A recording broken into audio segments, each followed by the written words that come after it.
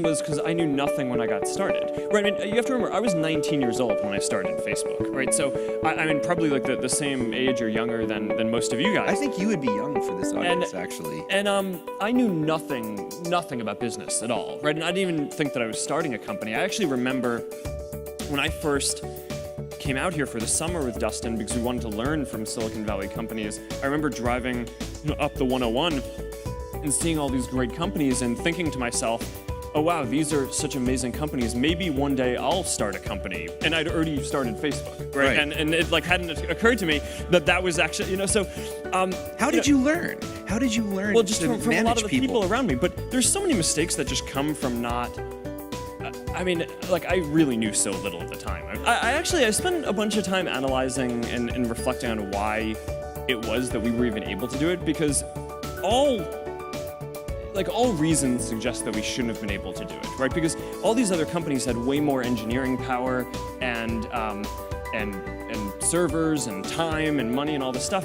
And I actually think that this is a pretty instructive thing for anything that you want to go do, because this is the same property is going to be true for anything that you guys start, is that someone else is going to have more resources and be able to do it. The reason why I think we actually ended up being the ones doing it is because we just cared way more about it than everyone else.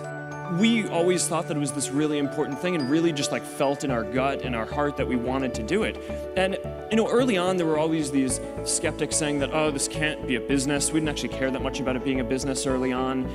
But a lot of the reason why bigger companies didn't invest in it was because it wasn't clear that there was a model that would work for it. It seemed like a bad idea. Yeah, and I actually think that that's true for a lot of the best ideas, where it is that it's not that someone else can't do it, they actually can, and the odds are stacked against you, but I think often that belief in the fact that you just care so much about what you're doing is the only thing that kind of drives you to do it. And, to be honest, that kind of drives me to this day. I mean, one of the big emphasis points for the company right now is internet.org, and, for a while we had this rallying cry of, can we connect 1 billion people?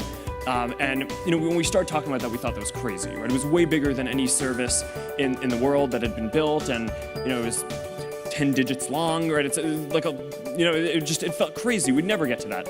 But then the thing is, as we started to actually get closer to that, we took a step back and we're like, all right, well, our mission isn't actually to get 1 in 7 people in the world to be connected. It's we want to connect everyone. So it's a big issue that only around 1/3 of the people in the world have access to the internet, and that's something that we think that we can do something about.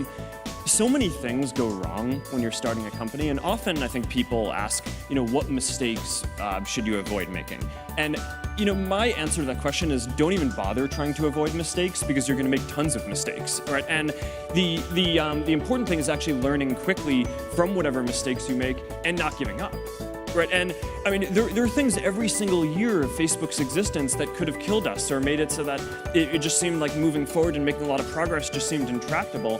But you just kind of bounce back and you learn, and nothing is impossible. You just have to kind of keep running through the walls.